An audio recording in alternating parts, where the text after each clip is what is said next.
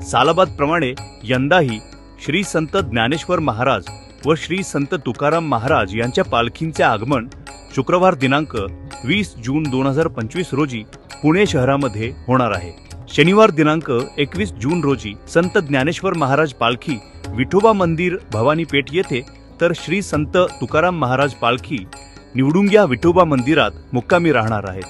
श्री संत ज्ञानेश्वर महाराज यांची पालखी बोपखेल फाटा, विश्रांतवाडी, संगमवाडी, संचेती हॉस्पिटल चौक, Simla office, Ferguson college road, तर श्री संत तुकाराम महाराज पालखी बोपोडी हॅरिस पूल, संचेती हॉस्पिटल चौक, शिमला ऑफिस इथपर्यंत येऊन एकत्रित दोन्ही पालख्या टिळक चौकातून लक्ष्मी रोडने आपल्या मुक्कामाच्या ठिकाणी पोहोचणार आहेत।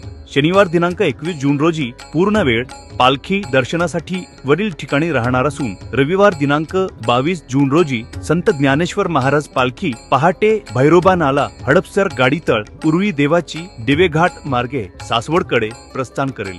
तसेच श्री संत तुकाराम महाराज पालखी भैरोबा नाला, हडपसर गाडीतळ, हडपसर कदमवाक वस्ती, लोणी काळभोर येथे मुक्कामी राहणार असून सोमवार दिनांक 23 जून रोजी पहाटे यवतच्या दिशेने मार्गस्थ होणार आहे। वरील दोन्ही पालख्यांचे आगमन, मुक्काम व प्रस्थानासाठी पुणे शहर वाहतूक शाखेकडून यावर्षी वाहतुकीचे नियोजन करण्यात आले आहे।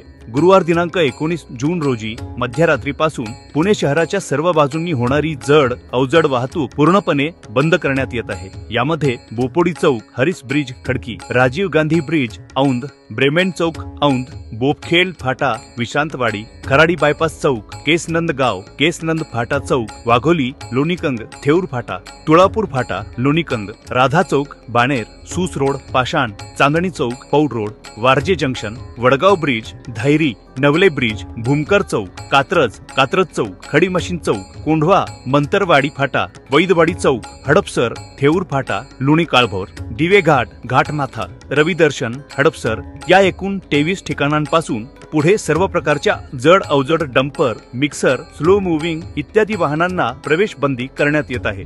पुणे शहरात न येता इतर शहरांमध्ये जाताना व येतानासाठी सोलापूरकडील वाहन चालकांनी मुंबईकडे जाण्यासाठी चौफुला, केडगाव, न्हावरे फाटा, आळे फाटा या मार्गाचा वापर करावा। कोल्हापूर, सांगली, साताराकडून अहिल्यानगरकडे जाणाऱ्या व येणाऱ्या वाहनांना पंढरपूर फाटा, शिरवळ, नीरा, मोरगाव, सुपे, केडगाव, चौफुला, न्हावरा, शिरूर मार्गे अहिल्यानगरकडे जावे। कोल्हापूर, सांगली, साताराकडून मुंबईकडे जाणाऱ्या व येणारी वाहने कात्रज बायपास मार्गे जातील।